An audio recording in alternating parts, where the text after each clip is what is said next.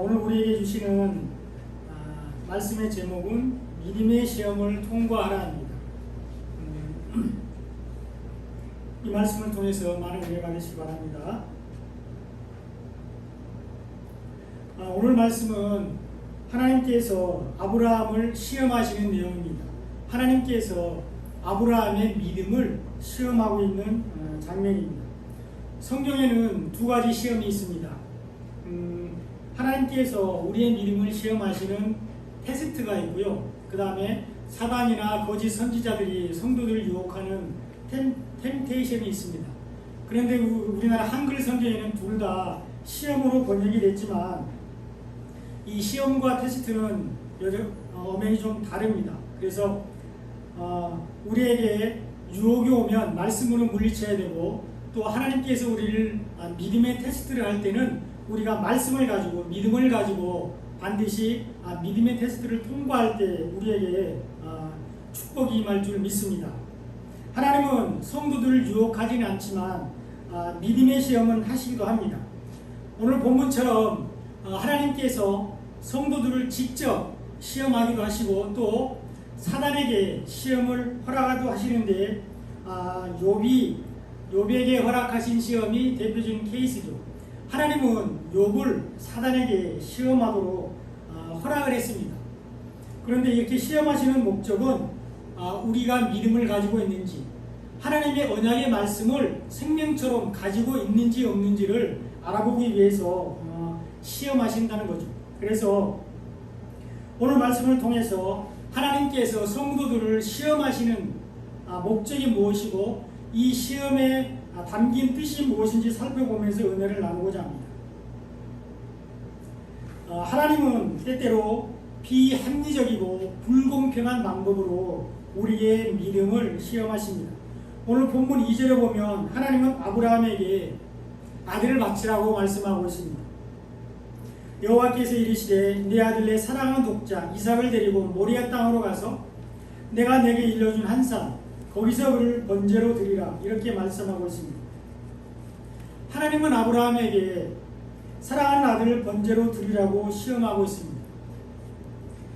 하나님의 언약에 의해서 100세에 낳은 아들 이삭을 번제로 드리라고 얘기하고 있습니다. 아브라함이 약속을 받은 지 25년 만에 낳은 아들 이삭을, 하나밖에 없는 아들 이삭을 제물로 바치라고 말씀하고 있습니다. 물론 아브라함에게는 사라의 몸종인 하갈을 통해서 낳은 이스마엘이라는 아들이 있었습니다. 그러나 이스마엘은 약속의 자녀가 아니었습니다. 하나님이 기뻐하는 자녀가 아닙니다. 종의 아들이었습니다. 이스마엘은 육적으로 낳은 아들입니다. 인간의 어리석음으로 낳은 아들이기 때문입니다. 그래서 약속을 따라서 낳은 아들은 이삭 한 사람밖에 없었습니다. 언약을 따라 낳은 아들은 이삭 한 사람밖에 없습니다. 그런 아들을 제물로 바치라고 하나님은 말씀하고 있습니다. 이 시험은 너무 비합리적이고 너무 잔인하고 비상식적인 시험입니다. 하나님은 때때로 비합리적이고 불공평한 방법으로 우리의 믿음을 시험하실 수 있습니다. 또 욥기서에 보면 하나님은 사단에게 욥을 시험할 것을 허락하십니다. 사단의 참소를 들은 하나님께서 사단에게 욥을 시험할 것을 허락하신다는 것이죠. 하나님은 사단에게 욥의 모든 재물을 빼앗고 그의 모든 자녀들을 죽일 것을 허락했습니다. 그리고 심지어 욥의 몸에 병이 들도록 사단에게 욥을 시험할 것을 허락했습니다. 그래서 욥의 아내는 하나님을 저주하고 죽으라고 말하고 떠났고, 또 욥의 세 친구들이 있잖아요. 위로한다고 와가지고 욥을 비난하고 저주했습니다. 욥의 입장에서는 너무나도 억울하고 불공평한 시험일 수밖에 없습니다. 욥은 이러한 고난과 시험을 당할 이유가 없었습니다. 적어도 문자적으로 보면 욥은 훌륭한 믿음을 가지고 있었습니다. 죄를 짓지 않기 위해서 엄청난 많은 노력을 했습니다. 그래서 자녀들이 잔치를 하고 나면 제사를 드리고, 혹시라도 자녀들이 죄를 지었을까봐 하나님께 제사를 드리면서 말씀대로 살려고, 죄를 짓지 않고 살려고 엄청나게 많은 노력을 했습니다. 시험 당할 때 욥은 신실하게 하나님을 섬기고 있었고 말씀대로 살려고 엄청 애를 많이 쓴 사람입니다. 그런 욥을 보시고 하나님은 매우 기뻐하셨습니다. 그리고 사단에게 욥을 자랑까지 했습니다. 그런데 시험을 허락하셨습니다. 그러니까 이 욥의 입장에서는 매우 불공평하고 억울한 시험일 수밖에 없는 것이죠. 욥기 1장 1절에 보면 우수 땅에 욥이라 불리는 사람이 있었는데 그 사람은 온전하고 정직하여 하나님을 경외하며 악에서 떠난 자더라, 이렇게 기록되어 있습니다. 온전한 자라고 얘기를 했고 악에서 떠난 자라고 기록이 되어 있습니다.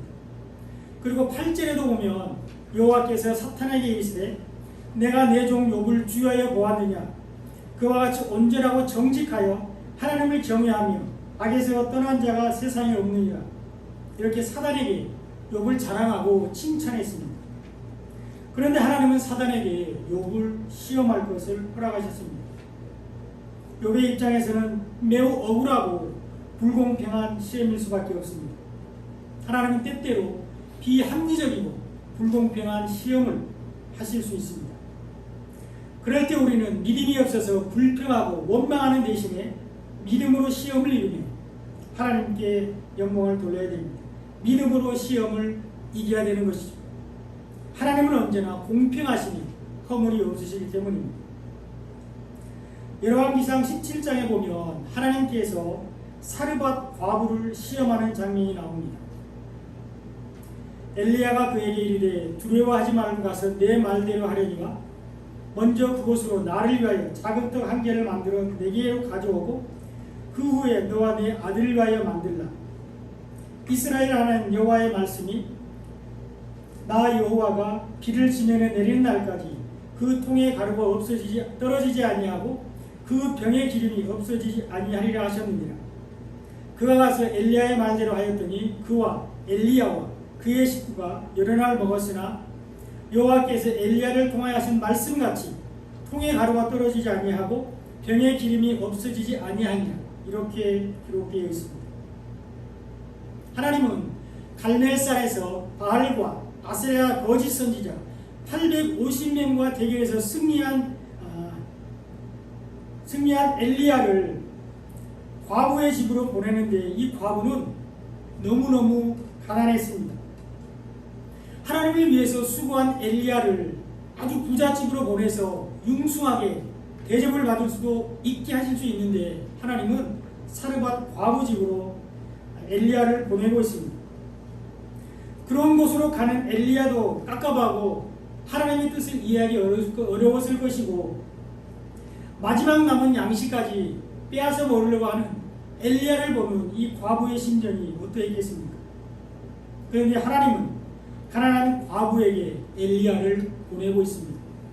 그리고 과부는 믿음의 시험을 잘 통과해서 기근을 잘 통과했습니다.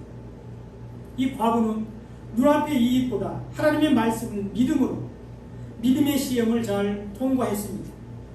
하나님은 때때로 비합리적이며 불공평한 방법으로 우리의 믿음을 시험하기도 하십니다.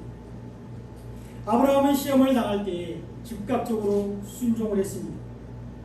3절에 보면 아브라함이 아침에 일찍 일어나 나귀의 안장을 지우고 두 종과 그의 아들 이삭을 데리고 번제에 쓸 나무를 쪼개어 가지고 떠나 하나님이 자기에게 일러준 곳으로 가더니, 이렇게 기록되어 있습니다. 아브라함은 이삭을 번제로 드리라는 하나님의 명령에 즉각적으로 순종했습니다. 아브라함은 이삭을 번제로 드리라는 하나님의 말씀에 그 말씀을 듣자마자 즉시 순종하고 있는데 그것이 아침에 일찍이 일어나 라는 단어입니다. 아브라함은 번제를 드리라는 하나님의 말씀에 즉각 순종했습니다. 아브라함은 자기의 생명처럼 아끼는 자기의 아들을 드리라는 소나 양처럼 제물로 드리라는 하나님의 명령에 즉각적으로 순종했습니다. 아브라함이 그 일로 자기의 아내 사라와 상의했다는 내용이 없습니다. 그 일로 고민하고 슬퍼했다는 내용이 없습니다.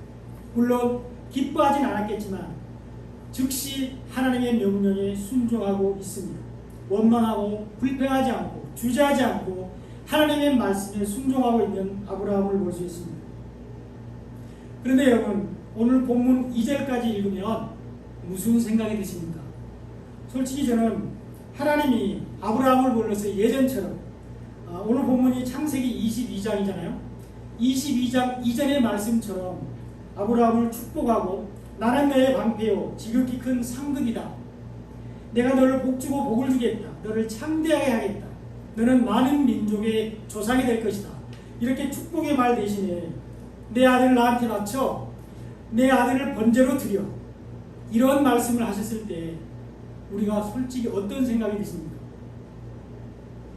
솔직히 저는 이해를 잘 못했고 화가 나기도 했고 또 내 얘기가 아니고 남의 얘기, 아브라함의 얘기지만 솔직히 이해하지 못했습니다. 왜 이런 시험을 하시는지 마음이 불편하기도 했습니다. 하나님의 뜻을 온전히 잘 몰랐었기 때문입니다. 그런데 하나님은 우리를 정금 같은 믿음으로 나오기 위해서 우리를 시험하고 계신다는 것입니다. 우리가 믿음에 굳게 서서 하나님의 약속을 반드시 지킬 것을 믿음으로 생명처럼 붙들게 하기 위해서 우리를 시험한다는 것입니다. 하나님이 하나님 되시기 위해서 우리를 시험하십니다. 하나님이 언약을 지키시기 위해서 우리를 시험한다는 것입니다. 하나님의 영광을 위해서 하나님이 우리에게 믿음의 시험을 할 수도 있다는 것입니다. 하나님은 시험을 통해서 우리가 시험 들게 하려고 우리를 시험하는 게 아닙니다. 우리의 믿음을 굳건하기 위해서, 우리가 언약을 신실하게 믿게 하기 위해서, 우리가 약속의 말씀을 믿음으로 가지고 있도록 우리를 시험하신다는 것이죠. 그러므로 우리는 이러한 믿음의 시험을 당할 때 믿음이 없어서 원망하거나 불평하거나 주저하지 않고 즉각적으로 순종해야 된다는 것입니다. 언약을 믿을 때 순종할 수 있습니다. 약속의 말씀을 내 마음에 간직하고 있을 때 순종할 수 있습니다. 그리고 하나님의 말씀을 제대로 알고 있을 때 우리가 믿음의 시험을 통과할 수가 있습니다. 그리고 하나님이 왜 우리를 시험하시는지 그 이유를 알 때, 그 목적을 알 때 우리가 믿음의 시험을 잘 통과할 수가 있습니다. 아브라함은 하나님이 이삭을 죽이지 않을 것을 믿었습니다.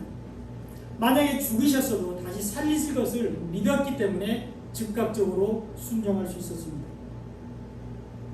본문 4절을 보겠습니다. 제3일에 아브라함이 눈을 들어 그곳을 멀리 바라본지라 이렇게 기록되어 있습니다. 제3일에 아브라함은 눈을 들어서 그곳을 바라보았습니다. 하나님께서 가라고 일러주신 곳, 지시하신 그곳을 바라보았습니다. 바로 모리아 땅입니다. 모리아 산을 말하고 있습니다. 그런데 여러분, 이 모리아 산은 성경에서 크게 대표적인 세 가지 사건이 나오고 있습니다. 오늘 아브라함에게 이삭을 번제로 드리라고 말하는 장소가 이 모리아 산이고, 또 사무엘하 24장 18절에 보면 다윗이 인구조사를 해서 하나님의 진노를 받은 일이 나옵니다. 그죠? 그래서 하나님의 진노가 백성들에게 임해서 백성들이 죽어갈 때 진노를 멈추게 하기 위해서, 재앙을 멈추게 하기 위해서 번제를 드렸는데 그것이 아라우나의 타작마당입니다. 그것이 모리아산입니다. 그리고 예수님께서 우리 대신 십자가를 지시고 골고다 언덕에서 돌아가셨는데 그곳이 바로 이 모리아산입니다. 대표적인 세 사건이 있는 곳이 모리아산입니다. 그리고 솔로몬이 성전을 건축한 곳이 바로 모리아산입니다. 그래서 이 모리아산은 하나님이 지시한 산인데 이삭을 번제로 드리라고 말씀하셨고, 다윗이 번제를 드렸고, 예수님께서 모리아산 골고다 언덕에서 우리 대신 죽으셨고, 솔로몬이 성전을 건축한 곳이 모리아산입니다. 그곳으로 하나님은 아브라함을 보내고 있습니다. 그래서 아브라함은 눈을 들어서 하나님이 일러주신 그 산을 바라보고 거기로 나아갔습니다. 모리아산은 예수님이 이삭 대신 죽으실 것을 예표하고 있습니다. 예수님께서 이삭 대신해서 제물이 되실 것을 말씀하고 있습니다. 아브라함은 이삭 대신에 예수님이 십자가 지실 것을 알고 있었습니다. 그것이 5절에 나와 있습니다. 이에 아브라함이 종들에게 이르되 너희는 나귀와 함께 여기서 기다리라. 내가 아이와 함께 저기 가서 예배하고 우리가 너희에게로 돌아오리라 하고, 내가 너희에게로 돌아오리라 이렇게 얘기하지 않았습니다. 이삭을 번제로 드렸으면 혼자 살아서 아브라함 혼자 종들에게 도와야 맞죠. 그런데 우리가 너희에게로 돌아오리라 이렇게 말씀하고 있습니다. 하나님께서 이삭을 죽이지 않을 것을 알았습니다. 혹시 죽이셨더라도 다시 살리실 것을 믿음으로 확신하고 있었다는 것이죠. 그래서 우리가 너희에게로 돌아오리라 이렇게 말씀하고 있습니다. 아브라함이 하나님의 언약을 신실하게 믿고 있었다는 것을 잘 보여주고 있습니다. 아브라함이 종들에게 말하고 있는 내용을 보면 알 수가 있습니다. 방금 말씀드린 대로 아브라함은 내가 돌아온다고 말하지 않고 우리가 너에게로 돌아온다고 말하고 있습니다. 아브라함은 하나님께서 이삭을 죽이지 않을 것을 알았습니다. 이삭 대신 예수님이 죽으실 것을 알고 있었습니다.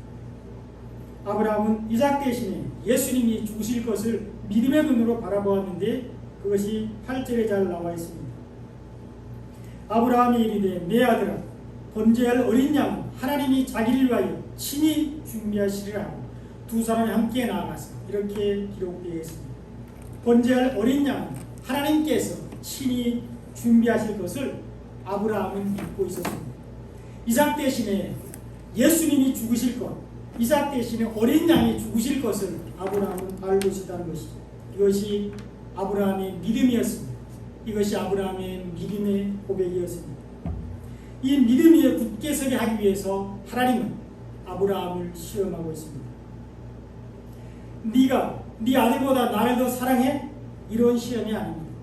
네가 100세에 낳은 아들이라도 나한테 바칠 수 있어? 이런 시험이 아니라는 것입니다.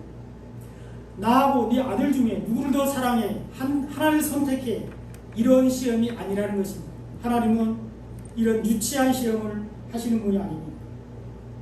자식을 제물로 드리라고 말씀하지 않습니다. 하나님은 우리의 자식들을 하나님께 바치라고 말씀하지 않습니다. 하나님은 아브라함의 믿음을 보기를 원하십니다. 하나님은 우리의 믿음을 받으시기를 원해서 가끔 우리를 믿음의 시험을 하실 수 있다는 것입니다. 예수님이 우리 대신 죽으신 것을 믿음으로 가지고 있게 하려고 우리를 시험할 수 있다는 것입니다. 아브라함은 하나님의 말씀에 순종하여 이삭을 데리고 하나님이 지시하는 땅으로 갔습니다.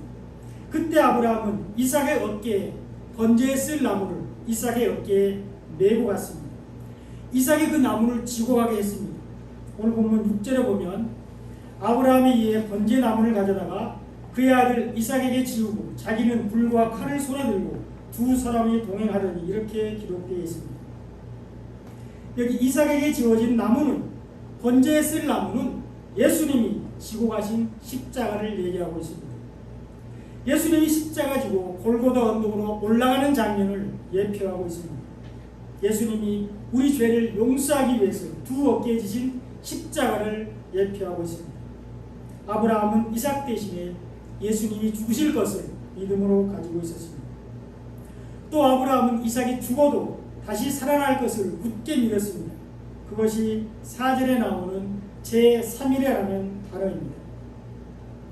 제3일은 예수님이 부활하신 날입니다. 예수님께서 다시 살아나신 날입니다. 예수님은 첫째 날 우리 죄 때문에 십자가에서 죽으시고 둘째 날 음부까지 내려가시고 셋째 날 부활하셨습니다. 다시 살아나셨습니다. 3일은 예수님께서 다시 살아난 날입니다. 아브라함은 이것을 믿음으로 바라보았습니다. 아브라함은 이삭이 죽어도 다시 살아날 것을 믿었는데 그것이 제3일이라는 단어입니다. 그런 아브라함을 위해서 하나님은 숯불에 걸린 양을 준비했습니다. 13절입니다.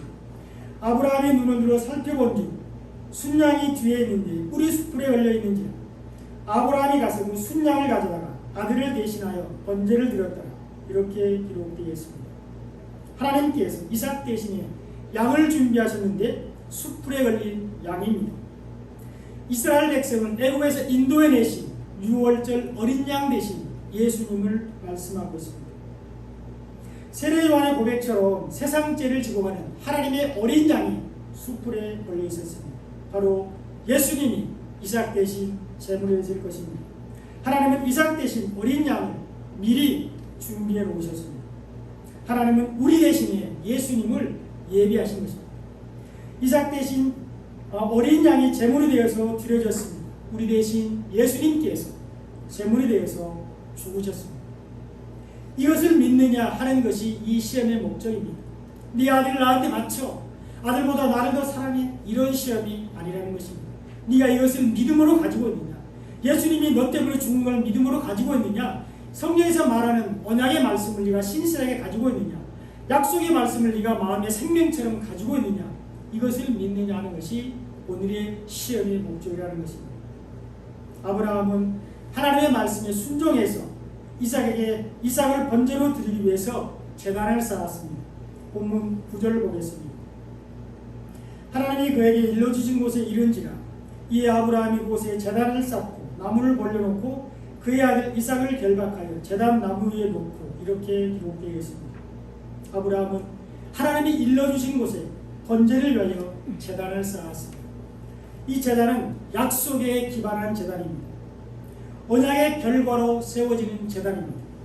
이 제단은 약속이 먼저 있었고 그 약속이 이루어질 것을 믿고 쌓는 제단입니다.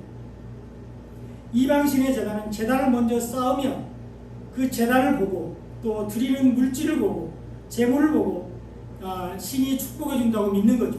근데 우리 기독교의 제단은 약속이 먼저 있고 언약이 먼저 있고 신실하게 하나님의 말씀이 먼저 있고 그 말씀이 이루어질 것을 믿고 쌓는 것이 우리의 제단입니다.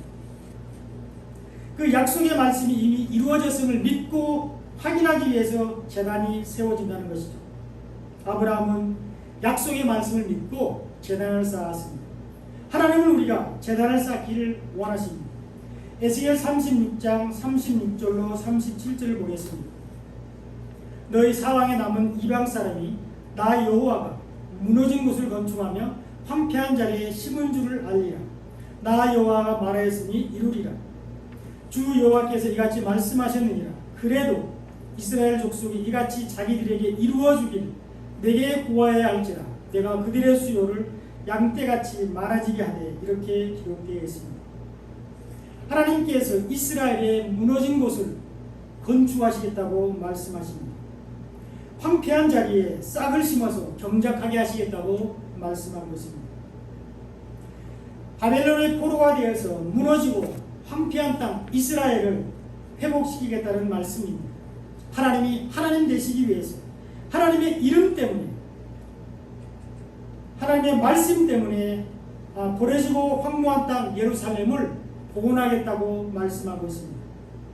그런데요, 오늘날 무너지고 황폐한 땅은 교회입니다. 무너지고 황폐한 것은 우리의 예배입니다. 교회가 무너지고 있습니다. 예배가 무너지고 있습니다. 우리의 행위로 무너지고 기복신앙으로 무너지고 급속히 세속화되면서 교회가 무너지고 예배가 무너지고 있습니다. 형식과 습관을 쫓아서 예배드리고 예배의 주인이 하나님이 아니고 내가 되어서 내가 편한 예배가 좋은 예배입니다. 내 마음에 드는 설교가 좋은 설교입니다. 교회가 말씀의 능력을 잃어버리고 세상을 따라가다가 소망을 잃어버렸습니다. 사람들이 기독교와 교회를 신뢰하지 않는 상황까지 오게 된 것이죠. 예배가 예배의 대상인 하나님보다 예배를 드리는 성도들에게 초점이 맞추어져 있습니다. 제가 그랬습니다. 오늘이 우리 복음의 빛 장로교회 6번째 예배인데 그 중에 2번이나 제가 예배를 10분이나 늦게 시작했습니다. 성도들을 바라봤기 때문입니다. 우리 교회가 한 수천 명 되면 한두 사람 늦게 와도 표시가 안 나는데 몇 사람 안 되잖아요. 그래서 빈자리가 너무 커 보여서 인간적인 생각에 성도들이 오면 예배 드리면 좋겠다라고 해서 10분이나 2번씩이나 예배를 늦게 드린 게 저입니다. 그래서 우리 서길래 목사님한테 되게 야단을 맞고 회개하고 이제 정해진 시간에 예배를 드려야 되겠다라고 많이 생각을 하고 있습니다. 정말로 이 예배가 예배의 주인인 하나님을 바라봐야 되는데 성도들을 바라보고 있다는 거죠. 이 인간의 마음이 아닌가 싶습니다. 그래서 또 설교가 하나님의 말씀보다 세상의 지식과 철학과 감성에 기반한 설교들이 많다고 하는 것이죠. 그래서 설교가 재미있어야 되고 감동적이어야 되고 세련되고 멋있어야 된다는 것이죠. 그래서 신학교에서는 설교학이라는 과목이 있습니다. 설교는 이렇게 해야 되고 설교문은 이렇게 작성해야 되고 설교할 때 제스처와 또 시선, 목소리는 어때야 되고 이것을 학문으로 가르친다는 것이죠. 그런데요, 설교는 하나님의 말씀을, 성경을 그냥 계시를 풀어서 하나님의 뜻을 그대로 전달하면 되는 것인데 학을 가르친다는 것이죠. 학문으로 가르친다는 것입니다. 그래서 성도들도 듣기에 좋은 설교, 감동적인 설교, 정말 인상적인 설교를 원하고 설교를 통해서 마음의 위안받기를 원하고 재밌는 설교를 원한다는 거죠. 하나님의 말씀만 듣는 것이 설교입니다. 오직 복음만 전하는 것이 설교입니다. 예배는 하나님을 높여드려야 합니다. 오직 하나님께 영광을 올려드리는 것이 예배입니다. 예배는 생명의 말씀을 전하는 것입니다. 복음을 듣는 것이 예배임을 기억하시기 바랍니다. 성도들은 예배를 통해서 생명의 말씀을 듣고 들은 말씀대로 한 주간을 믿음으로 승리하며 사는 것, 이것이 하나님께서 기뻐하시는 주일 예배와 삶의 현장 예배인 줄 믿습니다. 하나님은 이 무너진 교회와 예배를 회복시키겠다고 말씀하고 있습니다. 무너진 교회와 예배를 예수 그리스도로 다시 세우시겠다고 말씀하고 있습니다. 예수님을 통해서 회복시키겠다고 말씀하고 있습니다. 하나님이 하나님 되시기 위해서, 하나님의 이름을 위해서, 언약을 지키기 위해서 무너진 교회와 예배를 회복하시겠다는 것입니다. 그런데 하나님은 우리에게 37절에서 구하라고 말씀하고 있습니다. 그래도 이스라엘 족속이 이같이 자기들에게 이루어 주기를 내게 구하여야 할지라, 이렇게 명령하고 있습니다. 우리는 믿음의 재단을 많이 쌓아야 합니다. 9절에 보면 아브라함이 그곳에 재단을 쌓고 이렇게 말씀하고 있습니다. 이것이 예배입니다. 약속을 이루어 주심에 감사함으로 드리는 것이 우리의 예배입니다. 구원의 언약을 지켜주심을 감사함으로 드리는 것이 주님께서 기뻐 받으시는 예배입니다. 또 우리가 드려야 될 기도입니다. 우리는 이 땅에서 하나님의 뜻이 온전히 이루어지게 해달라고 기도해야 합니다. 교회와 우리 성도들을 향하신 하나님의 뜻이 온전히 이루어지게 해달라고 기도해야 합니다. 우리는 언약을 붙들고 기도해야 합니다. 우리는 말씀 안에서 기도해야 합니다. 우리의 믿음을 잃지 않게 해달라고 기도해야 된다는 것이죠. 아브라함은 하나님의 말씀에 순종했습니다. 즉각적으로 제단을 쌓았습니다. 아브라함은 하나님의 약속을 굳게 믿고 제단을 쌓았습니다. 내 자손이 하늘의 별과 같이 바다의 모래같이 많게 해주시겠다는 언약을 믿고 믿음의 제단을 쌓았습니다. 그리고 주저없이 나무를 벌려놓고 이삭을 결박하여 칼을 잡았습니다. 10절에 보면 손을 내밀어 칼을 잡고 이렇게 기록되어 있습니다. 이것이 행함 있는 믿음입니다. 믿는 대로 행동하는 것이 살아있는 믿음입니다.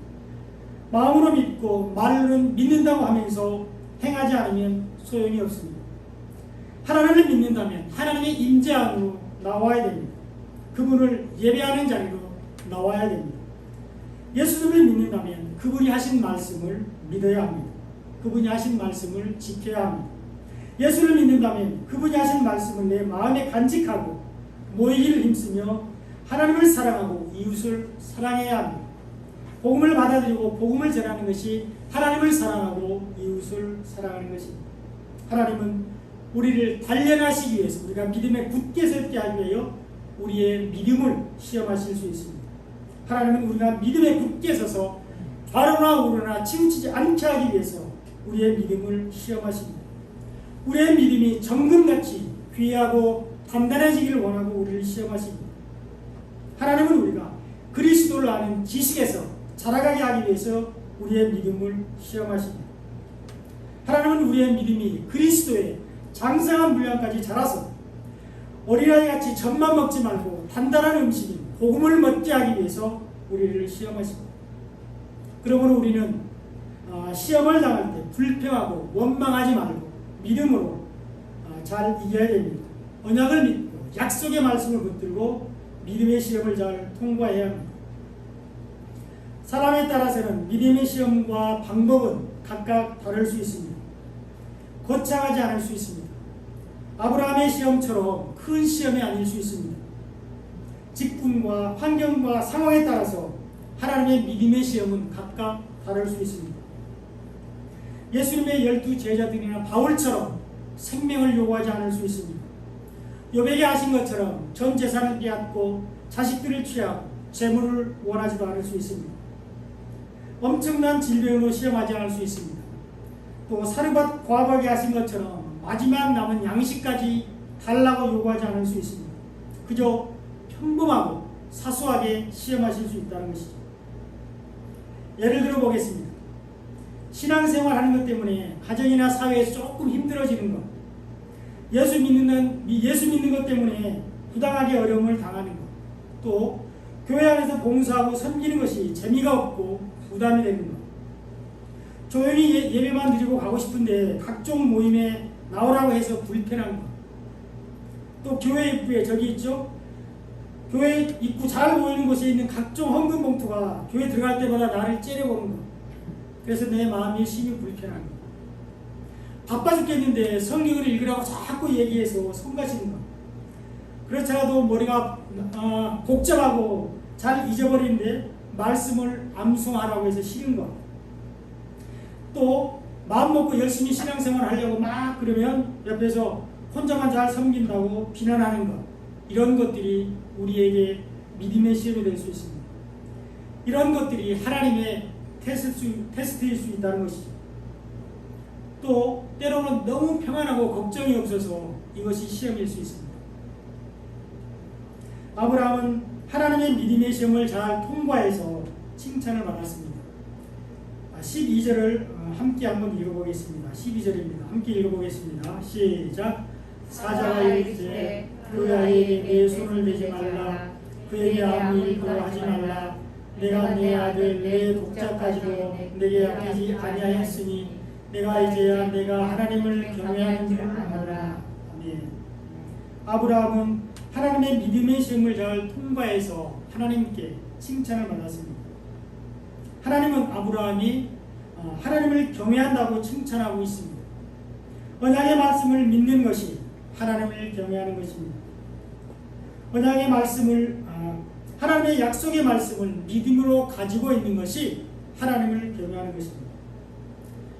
아브라함이 이삭을 제물로 바쳐서 하나님께서 이삭을 칭찬하는 것이 아닙니다.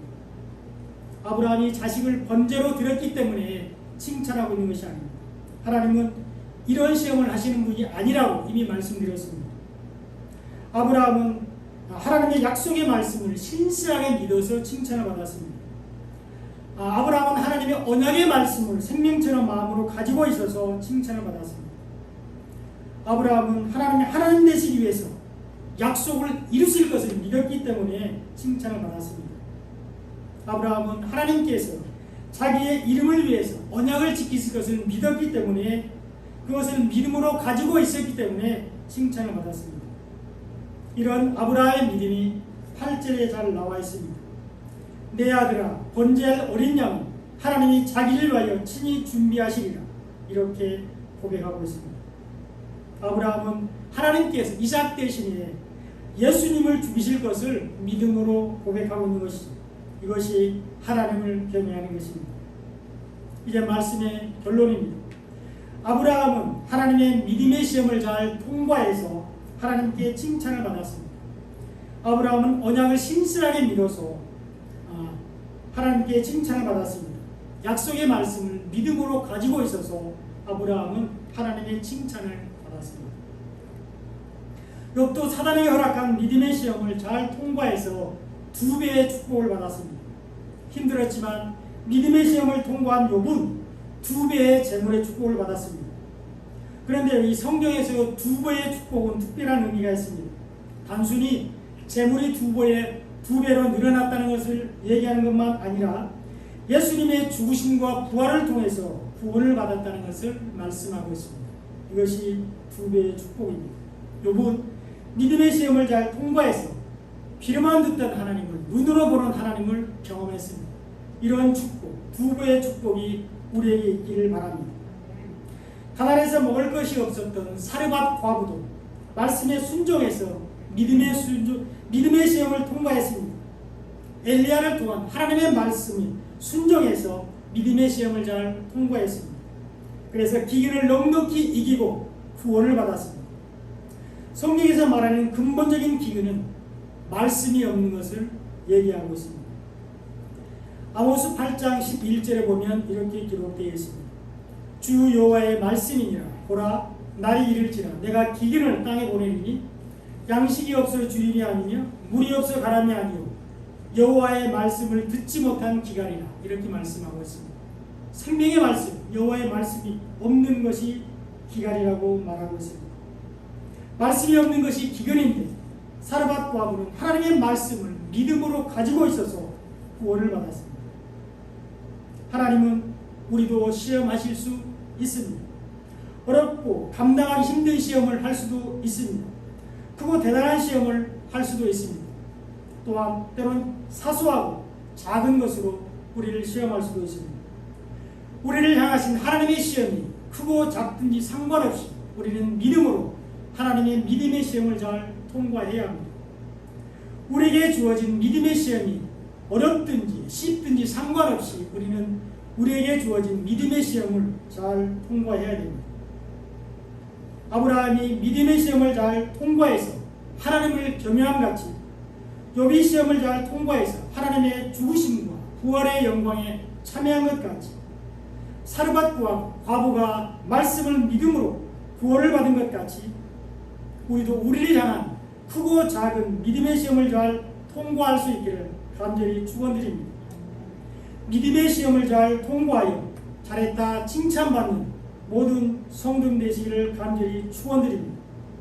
믿음의 시험을 잘 통과하여 하나님 경외함을 증거하시는 성도님 되시기를 간절히 축원드립니다. 어떤 믿음의 시험도 잘 통과하여 예수님의 죽으심과 부활에 참여하는 축복을 누리시는 성도님이 되시기를 소망합니다.